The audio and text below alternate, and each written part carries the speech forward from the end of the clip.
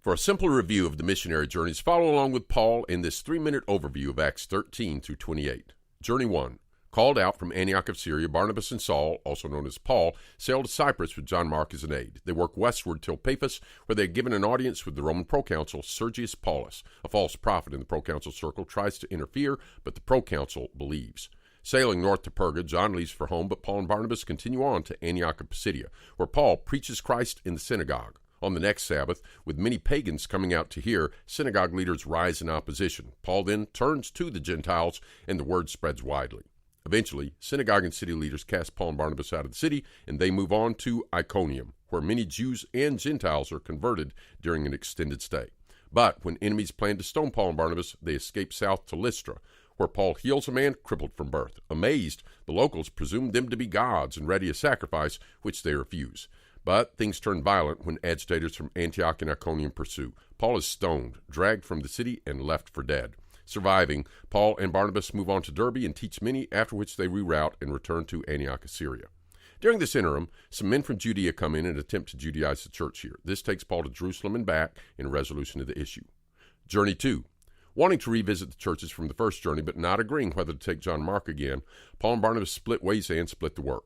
Barnabas and John Mark go to Cyprus, while Paul and Silas, a prophet from Jerusalem, head northwest. Returning to Derbe and Lystra, Paul is joined by young Timothy. Traveling further to Troas, he is joined by Luke the physician. Sailing to Macedonia, they come to Philippi, where Lydia, a woman of means, hears the word, believes, and is baptized. Later, Paul and Silas are beaten and jailed, but before morning, the jailer himself hears the word, believes, and is baptized. Coming to Thessalonica, Paul faces synagogue opposition, but has a productive work. When opponents assault a house where he'd been, Paul and Silas go by night to Berea, where the gospel is better received in the synagogue, and many believe.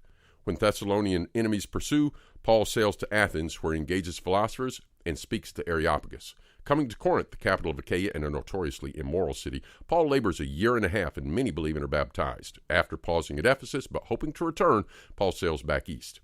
Third journey. Returning to Ephesus, Paul spends about 3 years in this leading city, and the gospel spreads widely, so much so that idol makers, fearing a loss in sales, ignite a large riot. Paul revisits Macedonia and Greece, receiving contributions for poor saints in Jerusalem. Discovering a plot is against him as he's about to sail back, Paul reroutes to Macedonia. Luke rejoins him as he sails to Troas, and he meets with the Ephesian elders at Miletus. Then, despite warnings of his impending arrest, he returns to Jerusalem, where he is falsely accused. Imprisoned for 2 years in Caesarea, appeals to Caesar, and sails through storm and shipwreck as a prisoner to Rome, where he continues to teach and write. And that's where the book of Acts ends. See 3MinuteBibleStudy.com for more videos.